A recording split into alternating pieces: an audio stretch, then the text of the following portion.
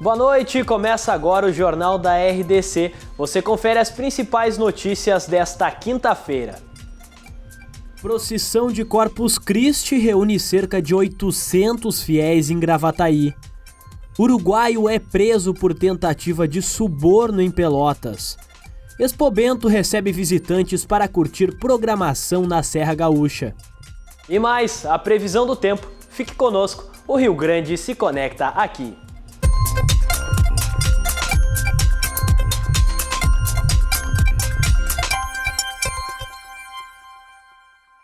A gente começa o Jornal da RDC de hoje falando sobre a procissão de Corpus Christi que aconteceu em Gravataí, na região metropolitana de Porto Alegre. No chão, os tradicionais tapetes de serragem colorida. Nas ruas, oração e muita música. Foi assim a tradicional procissão de Corpus Christi em Gravataí, na região metropolitana de Porto Alegre. Cerca de 800 pessoas percorreram as principais ruas e avenidas da cidade para celebrar a festa da Igreja Católica que homenageia o Corpo de Cristo. Nos tapetes, pedidos de paz, incentivo à cultura e ao esporte e conscientização sobre a importância do meio ambiente. Após a procissão, os fiéis se reuniram em frente à Igreja Nossa Senhora dos Anjos. A celebração de Corpus Christi acontece sempre em uma quinta-feira, pois faz alusão à Quinta-feira Santa, data em que a instituição da Eucaristia foi feita pela primeira vez.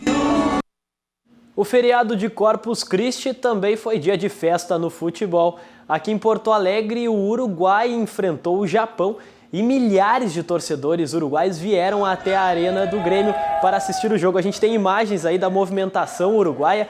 O jogo acabou empatado em 2-2, agora há pouquinho, 2-2 então, Uruguai e Japão. Olha aí a festa dos uruguais também, é bem próximo um país do outro, né? Então aí a festa dos uruguais nesse empate com o Japão. Mas nem tudo foi comemoração nesse Corpus Christi. Um uruguaio que estava vindo para assistir o jogo foi preso ao tentar subornar um policial na BR-116 em Pelotas. O motorista foi parado por estar dirigindo em alta velocidade e quase atropelar um policial. Na abordagem, os agentes da Polícia Rodoviária Federal descobriram que o estrangeiro possuía diversas multas pendentes e não estava em situação regular no Brasil. O uruguaio ofereceu dinheiro para os agentes e recebeu voz de prisão. Dinheiro para liberar, só tem regular no país. Você está preso por Um homem foi morto a tiros em Soledade na madrugada de hoje.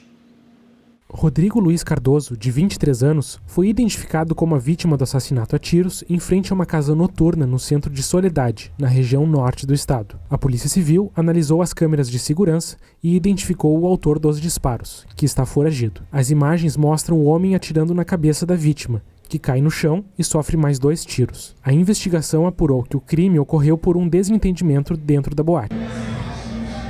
Com a ajuda de 2 cães farejadores, a Polícia Rodoviária Federal apreendeu hoje mais de 1 quilo de cocaína. Um homem de 53 anos estava indo de Gravataí para Porto Alegre quando no pedágio saiu da fila e retornou em local proibido. A polícia perseguiu o suspeito e o alcançou em uma estrada de chão logo após o retorno do quilômetro 75 da BR-290. O motorista fugiu, mas logo foi encontrado enquanto saía da área de vegetação. Os cães fizeram a vistoria da área e encontraram 1 quilo de cocaína. O homem confessou que levaria a droga para Porto Alegre para revender. Ele foi encaminhado ao presídio. Pela primeira vez na história, a Bolsa de Valores de São Paulo ultrapassou a casa dos 1.000 pontos. Isso é assunto para Guilherme Macalossi. Macalossi, história sendo feita... Não, foram 1.000, foram 100 mil. 100 mil, desculpa, 100 mil pontos então. História sendo feita pela Bolsa de São Paulo. Por que a gente pode atribuir isso? Boa noite. 100 mil pontos é necessário, obviamente, entender que isso é proporcional ao volume de negócios, né?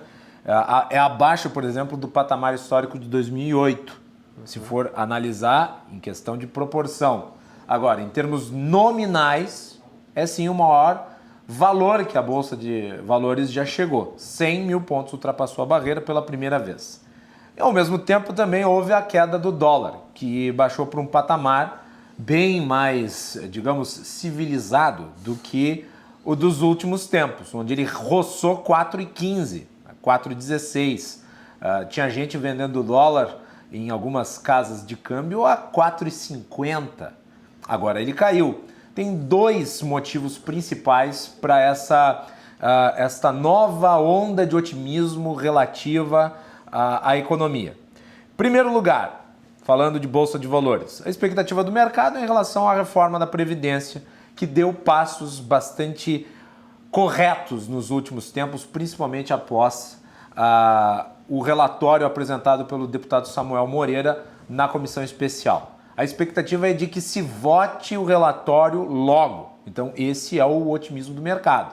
O presidente da Câmara, o Rodrigo Maia, quer ver o texto da reforma sendo debatido no plenário e votado no plenário antes do recesso parlamentar.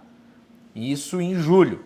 Então, a ideia é que se vote o texto da reforma na comissão especial agora, nas próximas semanas, e em julho, no início de julho, seja votado na Câmara, para que no segundo semestre, após o recesso, o texto seja apreciado pelo Senado. Então, esta agilidade na condução da reforma da Previdência e o fato de ter se construído um relatório bastante harmônico leva o mercado financeiro a ter uma nova expectativa positiva que havia sido prejudicada porque durante um período muito longo de tempo os desencontros entre o legislativo e o executivo levaram a uma onda de pessimismo, de que a reforma da Previdência estaria morta.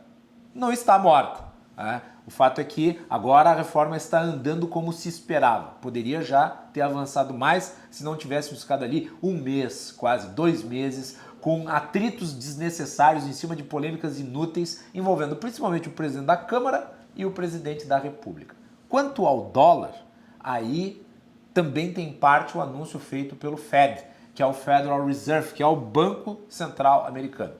O Federal Reserve, ele, assim como o Banco Central brasileiro, ele determina a taxa de juros dos Estados Unidos. Ele manteve a taxa de juros, mas, Daniel, ele sinalizou que ela pode sofrer um corte de 0,5%.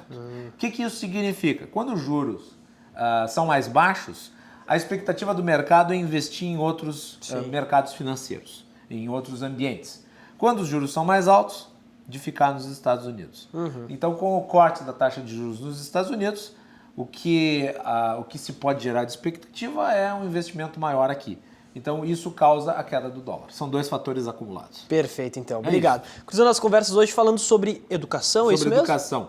Então, as pesquisas científicas das universidades brasileiras. É um tema bastante interessante. Então, vocês acompanhem logo depois aqui do Jornal da RDC. Às 10h30 da noite, então, cruzando as conversas com o Guilherme Macalossi. Obrigado, Macalossi. Obrigado, Daniel. Até mais. Boa noite. Agora a gente faz um rápido intervalo e na volta você vai ver Expo Bento se prepara aí para receber os visitantes na Serra Gaúcha. Nós já voltamos. Mais diversos...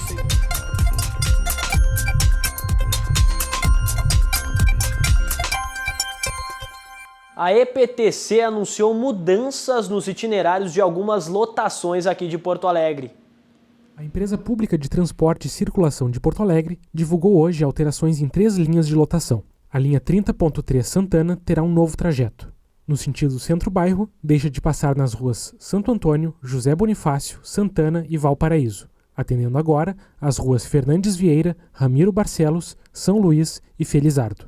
No sentido bairro-centro, deixa de passar nas ruas Afonso Rodrigues, Dinâmica, Pedro Pieretti, Venâncio Aires, Osvaldo Aranha e Garibaldi, transitando agora pelas ruas Itaboraí, São Luís, Ramiro Barcelos e Vasco da Gama. Já a linha 20.1 Medianeira terá o terminal do bairro deslocado para a praça ao lado do Hospital Espírita, em razão de obras no local atual. Por fim, a linha 40.5 Chácara das Pedras será encerrada por baixa demanda. As alterações valem a partir de segunda-feira, dia 24 de junho. O uso abusivo de agrotóxicos tem sido motivo de morte de milhares de abelhas. Segundo a Câmara Setorial de Apicultura da Secretaria de Agricultura, Pecuária e Desenvolvimento Rural do Estado, foram 400 milhões de mortes de abelhas desde dezembro do ano passado. De acordo com a empresa de assistência técnica e extensão rural, O Rio Grande do Sul é o maior produtor de abelhas do país, com mais de 400 mil colmeias. A causa principal que tem dessa mortandade aguda são os agrotóxicos, isso não tem dúvida nenhuma. Além desse tipo, nós temos todos os anos, no final do inverno, início da primavera, conforme o rigorismo da estação, nós temos mortandades também, que são por mau manejo, por doenças, por deficiência nutricional. Segundo a ONU, 75% da nossa alimentação e a agricultura dependem do cultivo das abelhas. E aqui no Brasil são mais de 300 espécies de abelhas nativas. Desde o início, há 10 mil anos atrás, quando o homem começou a domesticar os animais e as plantas, começou uma relação muito forte de polinizadores, favorecendo a produtividade e a produção de sementes, de grãos, de hortaliças. Para ficar próximo de uma colmeia, é necessário colocar o equipamento de proteção individual. Se for alérgico, tem que procurar um médico fazer um tratamento para dessensibilizar o organismo. Isso é bastante importante. E também, conforme o grau de alergia, ir para o campo prevenido. Levar comprimidos ou pomadas. Para a Noni, que trabalha há mais de 40 anos na área, as abelhas têm um papel fundamental no ecossistema. A abelha precisando de néctar e pólen para sobreviver e as plantas precisando dos polinizadores. Então isso nós temos que respeitar hoje na natureza também. Não só nos cultivos, mas no ecossistema em geral, total, porque muitas espécies botânicas dependem fundamentalmente da presença das abelhas, não só para produzir alimentos, mas para elas sobreviverem também. Agora vamos à previsão do tempo. O feriado de Corpus Christi foi gelado aqui na capital. Vamos ver como é que fica a temperatura em algumas regiões do estado nesta sexta-feira. Em Alvorada, na região metropolitana, o dia será de sol com algumas nuvens e não chove. Mínima de 9 e máxima de 22 graus. Em Uruguaiana, na fronteira, o sol também aparece entre nuvens durante todo o dia. Mínima de 8 e máxima de 23 graus. Em Gramado, na Serra, o dia será de sol com aumento de nuvens a partir da tarde. E não chove durante todo o dia também. Mínima de 5 e máxima de 21 graus. Bagé, na Campanha, o dia será nublado. Mínima de 7 e máxima de 20 graus. Em Santa Cruz do Sul, no Vale do Rio Pardo, o sol aparece entre nuvens durante toda a sexta-feira, mínima de 9 e máxima de 23 graus. E com a chegada do frio no estado, nada melhor do que curtir as atrações da Serra Gaúcha.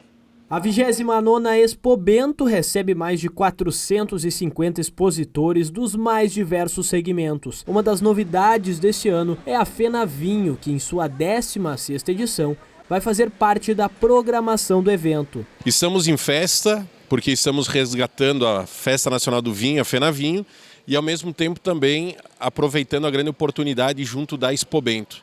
Os próximos dias, então até dia 23 de junho, nós temos uma grande feira multissensorial, que aqui vocês podem comprar desde o carro dos seus sonhos até a garrafa de vinho para comemorar essa compra. A Expo Bento acontece no Parque de Eventos de Bento Gonçalves.